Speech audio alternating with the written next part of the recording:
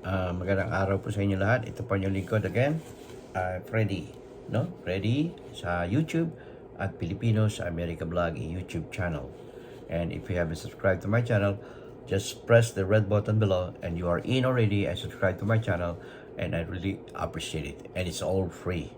Now, if you haven't make some comment, start after a few minutes, you could start making a comment regarding my topic for today. Okay? Ito po ay makabubuti sa ating bayan at makakapag-update sa inyo kung ano ang nagagawa ng ating presidente na maraming tumutulik sa kanyang mga programa. Ayan. Okay? Ito ay gawa ng mga pro-China. Okay? At sana bigyan niyo po ako ng big likes, at kung pwede bigay niyo to, i-refer niyo o i-share niyo itong video ito sa inyong mga kaibigan, sa inyong pamilya, at sa inyong mga community o barangay dyan sa Pilipinas at maging dito sa Amerika at Canada. Okay? Okay. Ang ano ko po ay isang magandang balita na nagawa ng ating Pangulo, no? Pangulong Bongbong Marcos Jr. na kasulukuyang tinutuliksa ng mga senador dyan sa Pilipinas na it looks like they are all pro-China. Bakit ko nasabi yun? Wala hong na mga senador na nagtatanggol sa bayang Pilipinas tungkol sa issue ng West Philippine Sea. Lahat sila ay tamimi at tahimik. Yan ang mga senador. Maliban sa ating Kongreso na pinangungunahan ni Speaker Martin Romualdez. Yan. Okay? At ang ating Pangulo ay talagang sinisikap niyang maging matatag sa paninindigan natin na ang West Philippine Sea ay atin. Okay? Ngayon, sa ginagawa nating Pangulo, ito ang sagot sa inyo ng mga tumatanggi o naninira sa People's Initiative. Ang inflation rate ho natin ay tumaas. Hindi naman pala tumaas, kundi bumagal na from 3.9% in December 2023. Kailan lang, 3.9% ang inflation rate natin. Ngayon ay is only 2.8%. I repeat, the inflation rate natin ngayon ay only 2.8% compared to last December of 3.9%. Malaking pagkakaiba ho yan. Okay? At ang ating, yan po ang, ngayon, kung babalikan natin ang inflation rate natin during the Duterte administration in 2022, it was 5.82%. Laki ng diferensya. No, ang inflation rate natin nung kay Duterte ay 5.82% nung hawakan ng ating Pangulo. At ngayon ay 2.8%. Bumagal na ng gusto. Okay? At ito, kaya kailangan natin ang ating saligang batas ay kailangan magkaroon ng amendment. Hindi naman tuluyang pagbabago o overhaul na kailangan dyan ay constitutional convention. Ang what we need is only economic provision na puro kayo duda dyan sa Pilipinas at kayo ay ginagatungan ng mga kusino-sino mga matatanda na mga 85 years old o 90 years old na wala na. Kasi nung kapanahonan nila, ang technology ay wala pa yung mga iPhone. Ngayon may mga iPhone na. iPhone 15 na nga ngayon. Susunod next year, baka this year, iPhone 16 or iPhone 17 na. Nung araw, walang intelligence. Di ba? Walang artificial intelligence. Ngayon, we have artificial intelligence. Nung araw, ang cancer ay malaking problema. Ngayon ay nagagamot na paunti-unti. Nung araw, ay ang mga AIDS ay talagang kinatatakutan. Ngayon ay parang ordinary na lang. Nung araw, ang COVID ay talagang maraming namatay. Pero ngayon, ano ngayon ang nangyari sa COVID? So, it changes. And we need also to change our constitution to par with other Asian neighbors that we have na meron silang 100% ownership sa mga direct foreign investor. Katulad doon ng China. Katulad ng dyan sa Malaysia. Katulad dyan sa Thailand. Katulad dyan sa Indonesia. Katulad dyan sa Vietnam. Karatig bansa natin. Bakit naiiwan tayo? Bakit hinaharang nila? Itong itong Senado, bakit gano'n ang ano? Sasabihin nila na ang kanilang dinidiscuss nila yung RBH6 na para sa amendment ng ating economic provision. Pero ang sabi ni Senate President Zubiri ay hindi nila pwedeng commit ng bilisan ito. Gusto mo, anong tactics ang ginagawa mo, Senator Zubiri?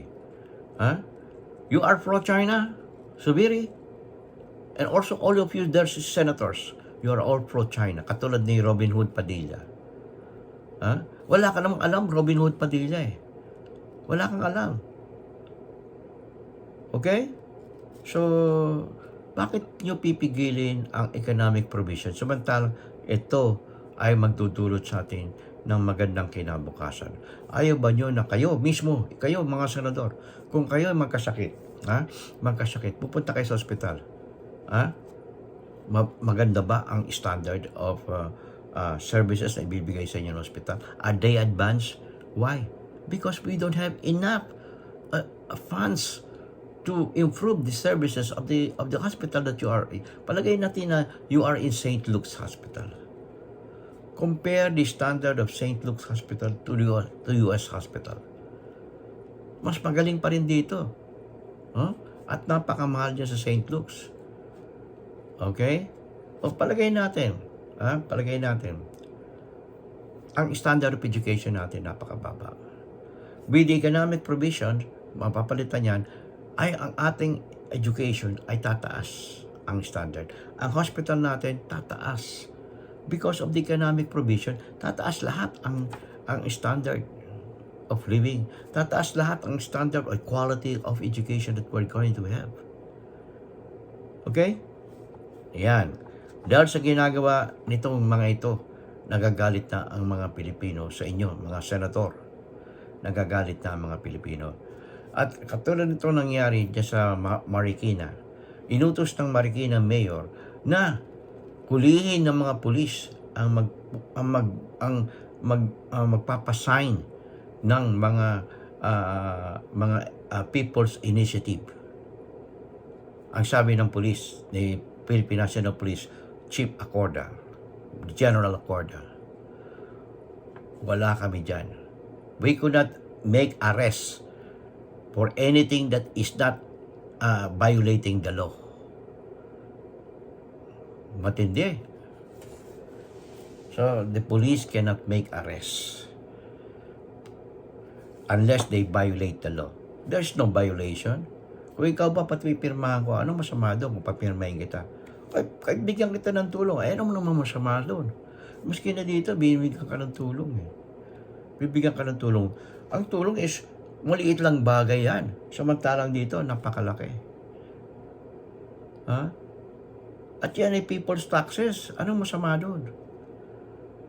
At ang purpose ng People's Initiative is to improve the quality of our Constitution when it comes to support to direct foreign investors in the country. Every country there in nearby and as well as here in America can put 100% ownership. Ang sinusunod dyan nilalaman ng 1987 Philippine Constitution ay kuha pa sa 1935 Philippine Constitution. Napakamatanda na yan to address the current situation of the economic activity there in the Philippines.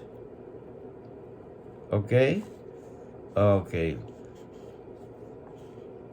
So, ganito ho nangyayari ngayon dyan sa Pilipinas.